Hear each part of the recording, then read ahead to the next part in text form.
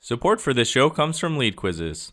LeadQuizzes helps you easily set up high-converting quizzes to capture and qualify leads for your business. Visit leadquizzes.com/podcast to get a 14-day free trial today. The other big piece was always going when at trade shows, getting that feedback from our customers of knowing the impact that we were having on businesses. I mean, people would come and tell me, like, I would not still be in business if should you not have started WebPT. And so knowing that connection, having that connection with our customers is what continues to drive me today, right? The impact we're having not only on providers, but patients in the industry, like that's what keeps me going. From LeadQuizzes, it's Journey to Seven Figures, a show about entrepreneurs and the stories behind how they grew their business to seven figures and beyond. We cover the good, the bad, and the ugly, and the lessons they learned along the way. So welcome back to Journey to Seven Figures. Today I'm interviewing Heidi Jannenga, president and co-founder of WebPT. WebPT, which launched in 2008, is an electronic medical record platform for the rehab therapy industry. Last year, they did over $80 million in revenue, having captured 40% market share with a 99% customer retention rate. Heidi, welcome to the show. Thanks, Jeremy. It's a pleasure to be here. Yeah, I'm so excited to have you on and so excited to have a local Arizona company join the podcast. So thank you. Yeah, you're welcome. All right, so let's take this back to the beginning. So you were a doctor of physical therapy for 15 years before you started and came up with this idea for WebPT. So why don't you take us back to that time and your background and how you came up with the idea for WebPT? Yeah, so that's right. I was practicing for a little over 15 years in sports medicine and private practice and had risen to clinic director position where I was overseeing 3 practices. And as a clinic director, you have P&L responsibilities. And one of our largest expenses that we had was transcription and dictation. And back in 2005 and 6, we were documenting everything on pen and paper. And I don't know how many people in your audience actually have been to see a physical therapist, but it's very different than going to see your doctor. You see a therapist multiple times a week. So the burden of documentation is significantly higher than what you would expect from a physician that you see maybe once a year. And so we were doing all this on pen and paper and then faxing notes that had been transcribed to a physician. And that process of transcribing and making sure that all the information was correct would take about a week from the time I would see a patient to the time that the physician would actually get the fax from my clinic. And so as you can imagine, it seems so antiquated even 10 years later. But, I think single-handedly healthcare has kept faxing alive. That's a totally different story. But I thought there had to be something out there for physical therapists to do their documentation in a digital platform. Some of my referring physicians had started transitioning to use something. And when we went out and looked, there was nothing that would actually suit my needs. Most of it was physician-based, so the workflow wasn't matching. Everything was server-based. So again, the mobile atmosphere of a clinic just wasn't conducive to having a server-based platform. And it was super expensive. I, even though I'm leading a tech company today, really was not very tech savvy. And so having to, have an IT person come in and deal with all the servers that we would have had in our office just wasn't feasible. And so I put my head together with a software engineer who I just happened to be dating at the time. And we created something that was originally just supposed to be for my practice. It was solving that problem of having documentation digitally. And so we started building in 2006. Within 9 months, we had a platform that we were using in my practice. I had about 10 therapists that were hitting the software every day, using it, giving us feedback. Basically, I was the product manager. We would create these spreadsheets that we would have all the tests and measures, and then Brad and team would code, for the next couple of days, and then I would come back in QA, and we had this sort of cycle of product development that happened for the 9 months. And then once we had a product, it was actually working fairly well for what we needed it to do. And I had a few of my colleagues that came sniffing around and said, "Hey, I heard you're saving some money. We'd love to try it." So within the next 6 months, we had 10 other clinics up and running using our platform, us continuing to iterate based on their feedback. And at that point in time, we were getting very positive feedback from everyone, right? And that's always a good sign. And we did charge. So even though this was like our quote unquote beta, we did charge people and they were willing to pay, which was a big sign of that they are getting value from what we had developed, right? And so we did a little market research at the end of 2007 or mid 2007. We found that 80% of therapists were in the same boat that I was in documenting on pen and paper. And so light bulbs go off and we decided to launch the company. And as you mentioned, in February of 2008, we launched the company with one employee. So we hired a salesperson. That was our very first employee we hired and decided to launch the company. Awesome. All right. So let's stop there and rewind a couple of things. So you spent 9 months basically building out this minimum viable product for your own clinic. And this was bootstrapped. So you continued to work as the physical therapist. Brad had some previous exits, so he had a little bit of money saved up where he could work on this. How much expense do you think you save versus, so you found a technical co-founder essentially to help you build this. How much do you think you guys saved versus if you had gone out and hired someone to try and build this for you? A tremendous amount of money, right? And, Brad assembled a couple of contractors that were helping along the way. And, we spent very, very minimal. Probably that first year, I would say we maybe spent $150,000 just in total with, starting to get hardware to actually launch the business, building a website, getting our actual name and URL, right? And so there's a lot of things that go into, and then the legalness of creating an LLC for WebPT, that kind of thing. So all in total, we saved significant amount of money. There's a lot of stars that have aligned, to get to that 7+ figure number. And that was definitely one of them, to have the technical co-founder and a subject matter expert, which really at the end of the day is a very good fusion to a successful product. Awesome. Okay. So you guys started in 2006. You guys didn't launch publicly until 2008. So in that time, you started picking up some clients or some colleagues that wanted to use this for their practice. What was that process like? And how did you decide on pricing and, getting those first people signed up? So I actually was part of a large national chain of physical therapy practices. So the region of Arizona was 12 businesses. And so we would have clinic director meetings once every quarter. And so I convinced my regional manager to say, because he was happy we were saving money in my practice, to give a presentation at one of our senior staff meetings. And so we presented and 10 of the 12 raised their hand and said, hey, I'll try that. From a pricing perspective, we knew we wanted to go to a SaaS model from the beginning based on the knowledge that we had about how a clinic runs, right? I was a very successful practice with 3 practices, but the average practice across the US is, maybe $1.5 million in revenue. And with reimbursements from insurance companies steadily declining, the profit margins were already starting to shrink even 10 years ago. And so we knew that, and my biggest hurdle was this large capital expense that I was going to have to incur should I have gone with any of our competitors at the time. And so we went with this SaaS model. We were the first web-based application, another big first and differentiator for us. But we charged $49 per user to use the documentation platform. And $49 was derived from basically the average reimbursement per patient is $80. And so one of our first marketing things was, if you can see one more patient, you basically paid for your documentation platform for the month.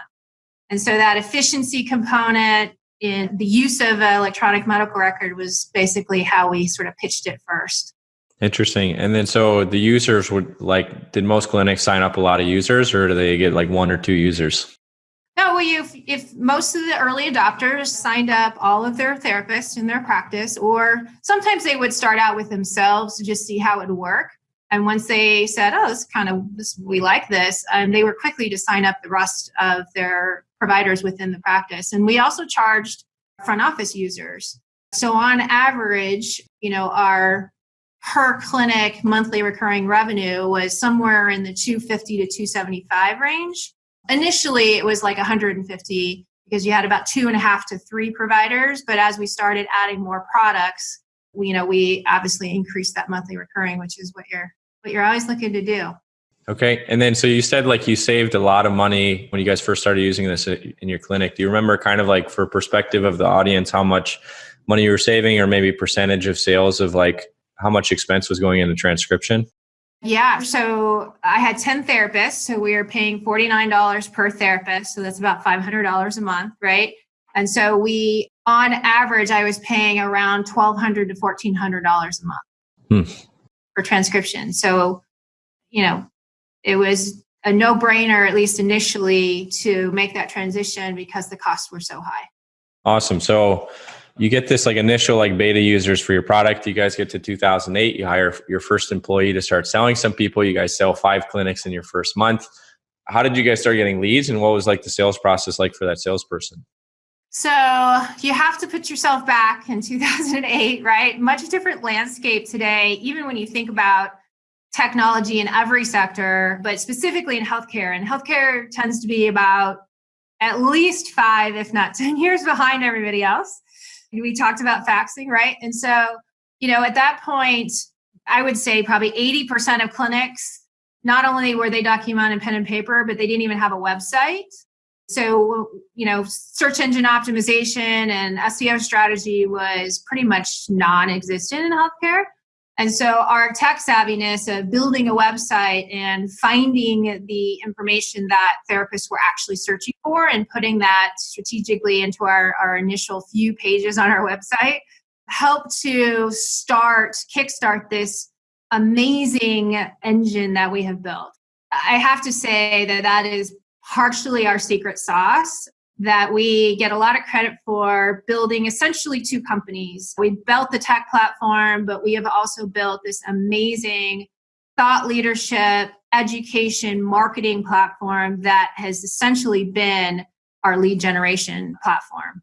And so that started super early with, search engine, just keywords on there. And it's progressed over time with blogs, webinars, everything free, where we quickly because part of the reason we did that was because initially, being the first web-based application, we found ourselves having to educate so many people on what is the cloud?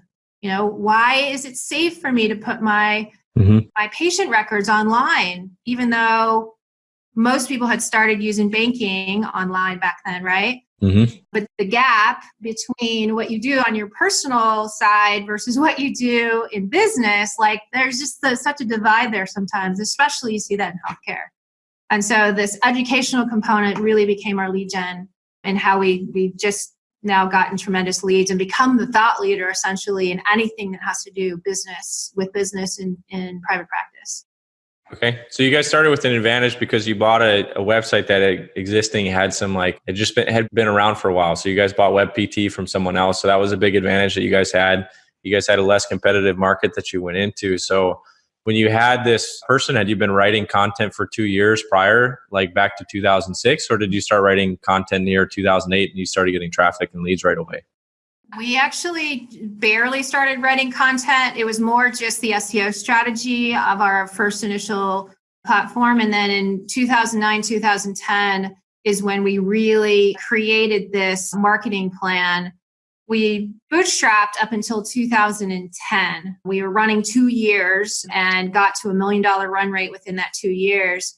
And within that time, some market compliance regulation changes that happened, which really started to drive our lead gen.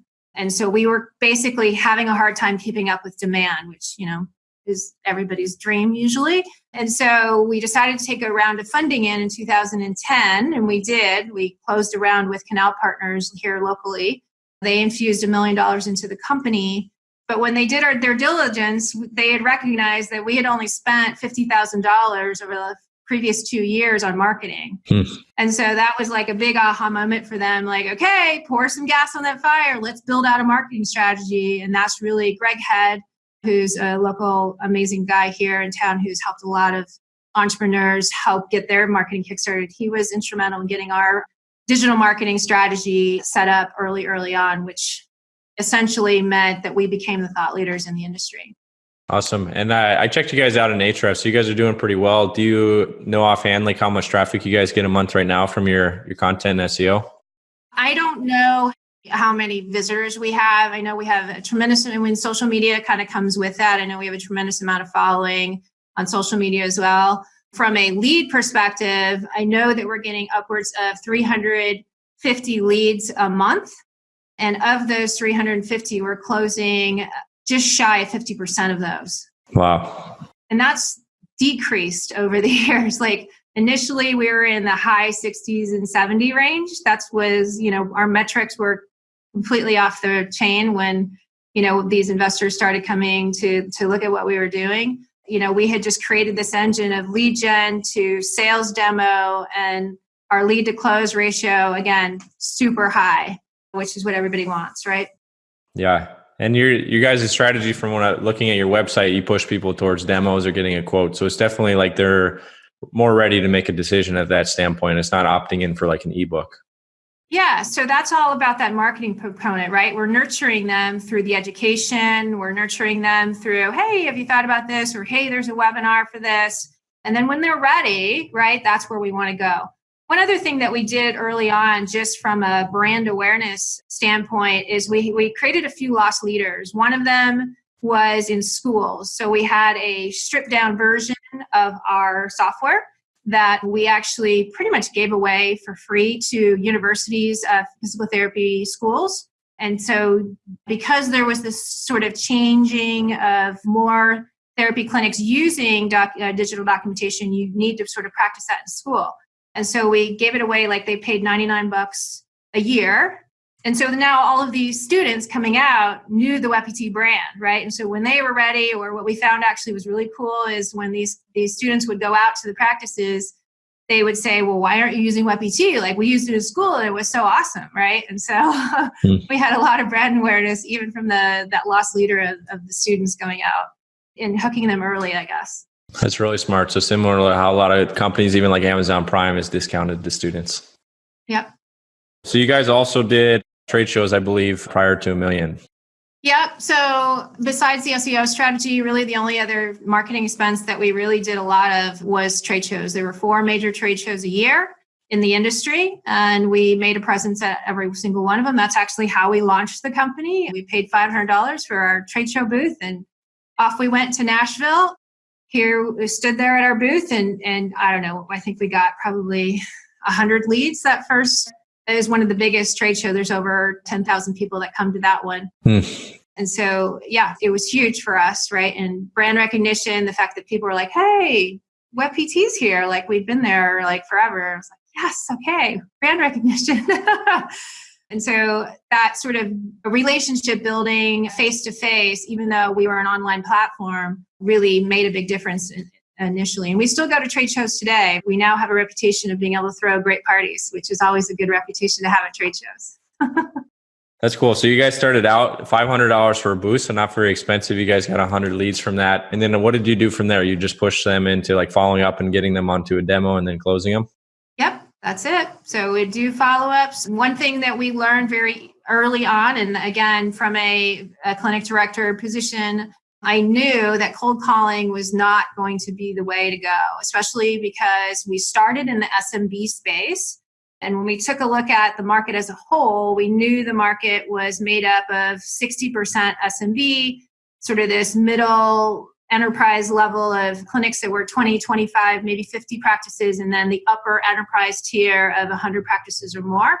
A lot of them had developed some proprietary software or already using one of these server-based platforms. So we knew we weren't going to go there. And so that SMB space, super raw and ready with early adopters, very entrepreneurial-minded people. Mm-hmm. And so that's where we attacked first and had so much success. You know, with the SaaS model, with that $49, we also did not have any long-term contracts. So when you talk about our 99% retention rate, we had to win back their business every single month. And so we put a lot of emphasis on customer service. You know, we did a little bit of some things that I guess maybe sort of doesn't seem like that important. Like we called every one of our customers members because we wanted them to feel like they were part of our WebPT community. And we really talked about the community a lot, even though it wasn't very big then, but it felt bigger because you talk about your community, you know. And so that sense of belonging really meant something to a lot of people. And then we also got, PTs love to help people. That's why we got into this profession in the first place. So we also would get a lot of constructive criticism and suggestions. And so we did a lot to really have this open dialogue or open opportunities to talk to our customers to improve our platform. And so a lot of our roadmap initially really got prioritized based on that initial customer base and telling us, hey, this is really what I need to be able to, and I'd be willing to pay for it. Here's some of the things that I could use. So from the documentation, we moved to Scheduler, a scheduling platform that they were able to schedule their patients on, which connected to the documentation. And then the billing component was important too, but everybody already had billing, so we didn't bother doing that. We just made connectors, so integrations with those billing platforms, which again made the adoption easy because they didn't have to rip and replace anything. You were just adding a software platform onto something you're already using in your practice. All right, so I want to talk a little bit more about retention. So you guys have like a 99% retention now. What was it back when you first started? I'm sure it wasn't that high. It's been 99.9. I think we're less now. We're at 99.2 or something like that. It's been off, 99% from the beginning. And part of it is EMRs are sticky, right? You're collecting a lot of data. But I will say again, the service component, we took to heart that software as a service. The service is a huge component of a SaaS model. We've always done SaaS service in-house. So we have, our teams here. Initially, you're wearing lots of hats. So the folks on the sales team were also working on the service side because they knew a lot about the product. So they were, doing both things. And plus they knew the customers at that point too. Mm-hmm. So when they would call in and be like, oh, hey, Sally, how's it going? And that relationship of service felt very personalized. So like your product is a very sticky type of product where they have to put all their stuff, but one of the biggest leaps is getting the adoption and getting them to start using it. Yeah. Was that a challenge at first? And what did you do to get them onboarded quickly? So the challenge initially, as I alluded to before, was really around education. And so our sales team, we would get the commonly asked questions and create sort of different documents that they could have, talking points around those specific issues to help drive that, to make those hopefully non-issues. And then part of it is also just timing. It was the right time. The Affordable Care Act had just been passed, and physicians were mandated to adopt an electronic health record. But we think it's fortunate. Some PTs think it's unfortunate because there was no incentive involved in the adoption of an EMR.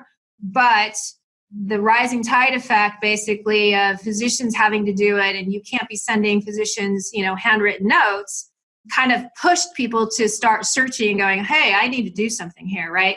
And so those regulatory changes on top of us having a product that was affordable, that they could feel comfortable, and the fear sort of went away of, hey, I could stop anytime or I could switch anytime. I'm only giving up, $150 a month. So we took a lot of the fear factors away. And plus, it also helped to have a physical therapist that they could talk to. So I did a lot of, chatting on the phones with people. And I think part of it also having a PT as a co-founder, also, again, differentiator of, the other competitors that were out there that were strictly tech sort of products. Mm-hmm. Great. So, and then I'll just say, Jeremy, on top of that, you can't discount the actual product. The product has to work, right? And people were finding value in the product. So the stickiness is in when they start using it, oh, hey, this actually works, right? Because if it's a shitty product, you're going to have a problem with people leaving. So was it pretty easy? Basically, they would start logging their notes into the system and pull that back up whenever the patient came back in and just continue to add to it. So it wasn't they didn't have to put a ton of stuff into the system right away. No, and although it's not completely standardized, there's a lot of standardized tests that are universally being used. What I actually was super surprised about was initially that the workflow was based on my workflow and how I worked in the practice, right? Mm-hmm. And what I was most sort of surprised at initially is that workflow was very intuitive to everyone else, right? We would get some suggestions here and there, but the basic sort of workflow of how we created the software was intuitive to everybody. And so Also, that being super important, right? Like I don't have to change the way that I work. I can continue to do what I've been doing. Now I'm just doing it on a computer versus writing it in my paper chart. Was huge, right? There were some big stumbling blocks of hard things like a flow sheet, for example. It's basically a grid that you capture your exercises on. So you have all your exercises, you have, sets and reps, and then dates of things that you want to progress. And it seems fairly logical and easy to sort of adopt digitally, but that was such a nightmare from the efficiency standpoint to recreate digitally. For a while, people would that would be their only piece of paper that they would still have. And they would just scan it we had an eDoc system, like anything they had to scan. They would scan that in and keep that every time. And so, there were some pieces along the way that, it's just hard to get over everything. Mm-hmm. But we've now mastered that. But it took multiple iterations to get past people saying, hey, thumbs up for that. So continue to try to take friction out of it. You mentioned like you collected a lot of customer feedback. So you guys talked to them. Were you doing anything else to try and collect data from them through your app or through surveying or through polls at all? Yes, we had something we created called the Idea Portal, which is basically like a crowdsourcing platform that people could put in their ideas and then they could vote them thumbs up or thumbs down. The idea for us was that, people would go in, they would read them, they would give the thumbs up, and then every month we would sort of take the top voted items off and put that into our roadmap.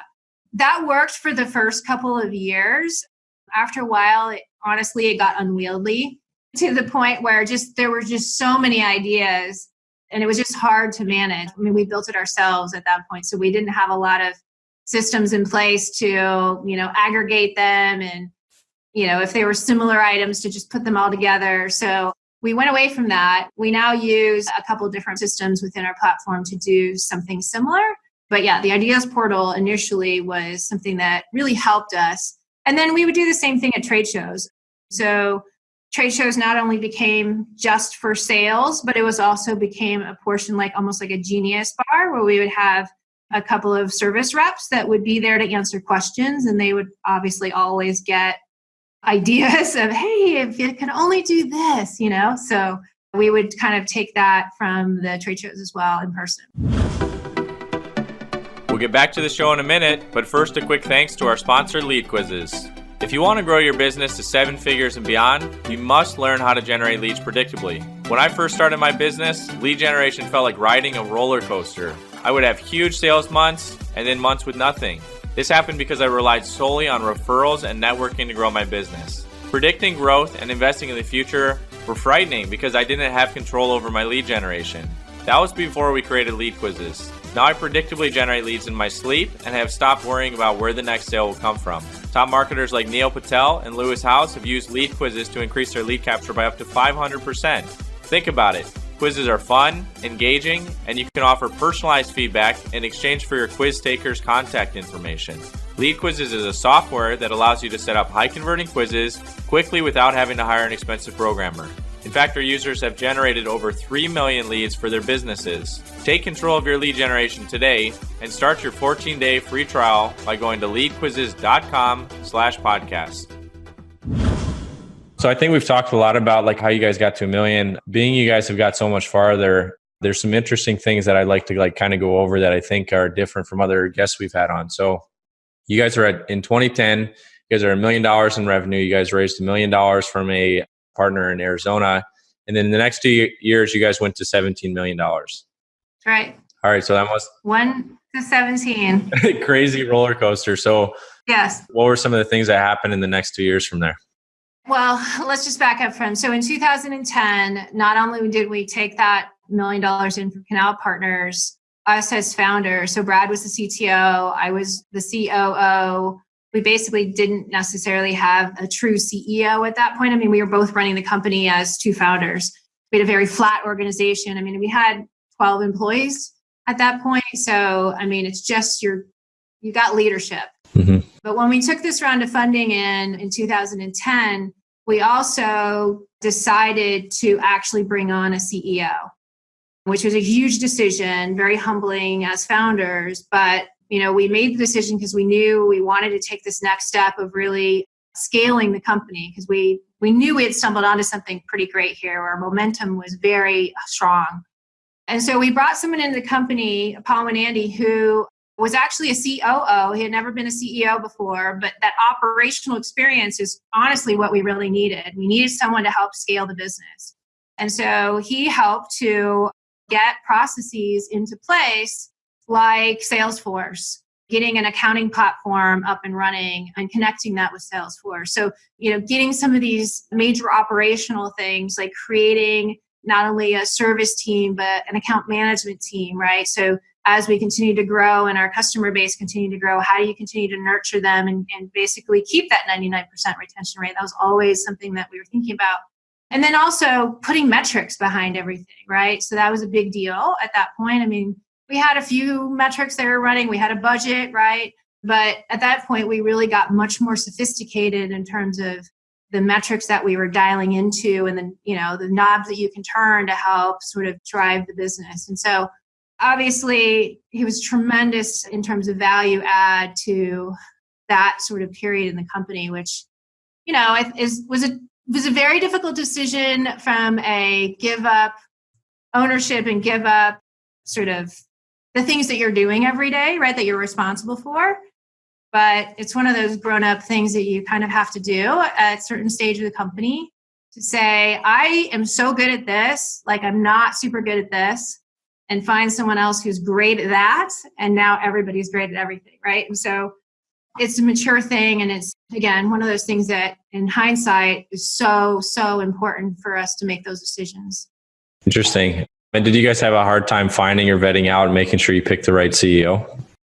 Yeah, we didn't actually. So Paul was actually the managing director of ATIF, which was the Arizona Technology Investors Forum. So that's who we pitched to. And he kind of took a liking to us, saw the potential in our company. And we always joke that, he came over and would give us advice and we'd feed him lunch. And so he just kept coming to get lunches. But honestly, it was just, he really, saw the potential in the business, gave us some great sort of tips and information that we used even before he became a CEO. And then, he threw his hat in the ring when we made that decision after taking in that funding. You essentially tested him out through some mentorship ahead of time. Exactly. It was much cheaper back then. Yeah. That's funny. Okay. So you put a lot of like the system and process in place. So real quick, let's talk about like your fundraising. So you guys did $1 million in 2010 and then decided to do another big raise in 2014. So let's maybe talk about, I found this interesting because you guys were very like bootstrapped and I can tell like the bootstrap is in your blood. I heard Brad do an interview where he talked about he's not really like super interested in like raising and was kind of maybe against it at first. So what made you guys decide to raise and like how did you make that like successful?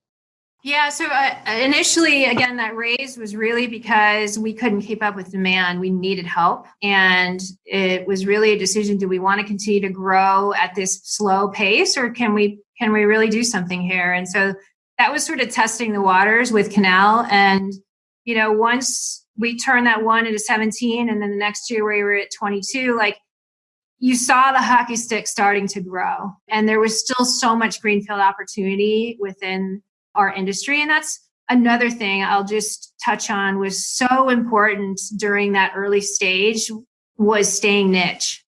The industry specific platforms are the ones that are really starting to get the growth quickly, get adoption quickly, and also have, exit success. And so I can't emphasize it enough. Like we got so many opportunities when we were starting to grow and people would come to us, oh, we need this in anesthesiology or, oh, we could use this in, chiropractic. And our core competency was not that. And there was just so much greenfield. We had to stay focused and had to stay narrow, even though when we did go through the second round of funding, that decision was made based on two things. So we went actually into a process twice. The first time it was really just testing the waters. It was almost like we got inundated so because of our growth and people started seeing the hockey stick. I mean, it's like the sharks start circling. So we decided to test the waters and we got an investment banker to help, which was really important so that we could continue to keep our eye on the business. And I swear within 6 months, like we had, I don't know, 50 to 75 lunches all over the country. Like it was insane. Like we did not do a good, I mean, we did a good process. It was a huge learning experience, but in hindsight, I would never, ever do that again. That's a lot. It was like spraying and praying, you know what I mean? Like just put it out there to everyone and see where it sticks. Learned a lot though, right? And got to know a lot of different firms across the country, which I think in hindsight was very valuable even to where we are today. But we got valuation stars in our eyes because our metrics were off the chain. They saw that we were, had great management, leadership, all the positive things that people look for. And we got valuation stars in our eyes. And we got to the altar with two companies, one out of New York and one out of San Francisco.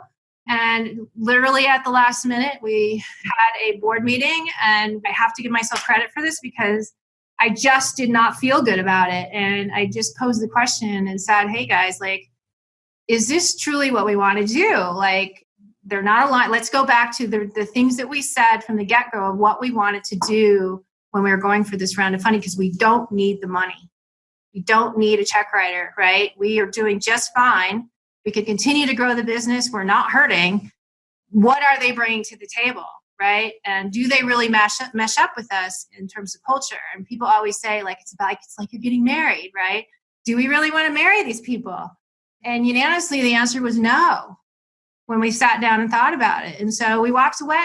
We walked away at the altar. And that was a big deal because, again, right decision. Who knows where we would be today if we would have done that deal? We went back nose to the grindstone for another 6 months, continued to ramp up the revenue. Went back out for another process, did a super small, more bespoke process, closed the deal within 6 months with Battery Ventures, who was the second company that was in the mix the first time. They continued to follow us for 2 years, and they've been now with us since 2014, and just huge, huge added value to the organization. Okay. And so one of the things you guys did with that raise is you guys took some money off the table. Can you talk about that a little bit and like what your decision was with that? Yeah. So when we went out initially, we were just going to put money into the company. And as we went through that process and looked at what the future held, I mean, Brad and I still owned more than 75, almost 80% of the company at that point. And so all of our eggs were in one basket. And essentially, as we thought about different decisions that were going to need to be made in terms of acquisitions and, building more things, like all of our net worth was in this one thing. And so we talked to a lot of mentors, and Battery actually came back and said, well, we think this deal is too small for what you want. What if we did this? And part of that was getting a liquidity round. And that meant that they were going to take 51% of the company. And so, again, huge decision that we went back and forth on. I don't know that Brad would say today that it was the right decision. I think it's the right decision, but they've been tremendous partners with us in terms of getting us to where we are, which is, by the way, we hit 80 million last year, and we're actually run rated 100 million right now. So awesome. Yeah, it's really exciting. So again, not just a check writer, someone who had opened up a bunch of different doors in terms of resources, who's been just a tremendous partner in M&A to get us where we are, exactly what we outlined of what we wanted in a VC partner at that point in time.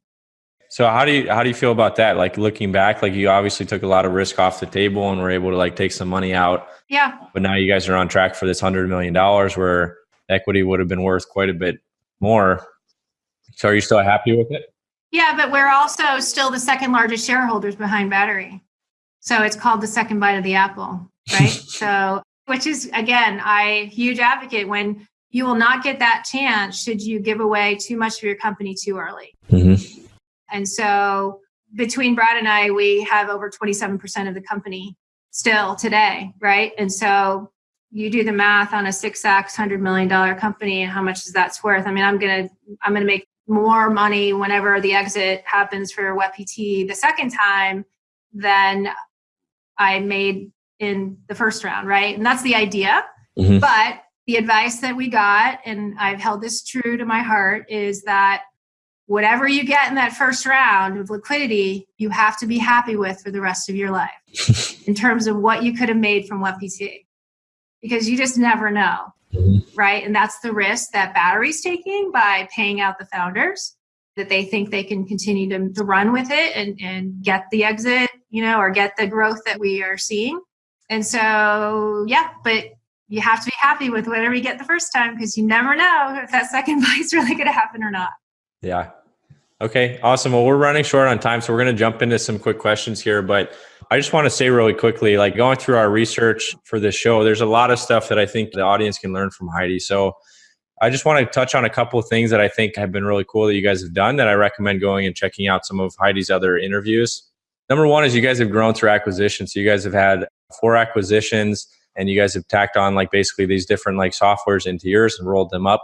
And so that's helped you guys, like you mentioned, like the niche and staying really focused in rehab and physical therapy and expanding kind of through these additional products and additional things that you can offer them. Yep. So that's really cool. And you talk a lot about culture and core values in different interviews. So I didn't want to touch on that too much because you've talked about it so much, but I would say those 2 things you just mentioned go hand in hand. Like the number one reason acquisitions fail is because there's not a culture fit between the 2 companies, right? And the culture clashes.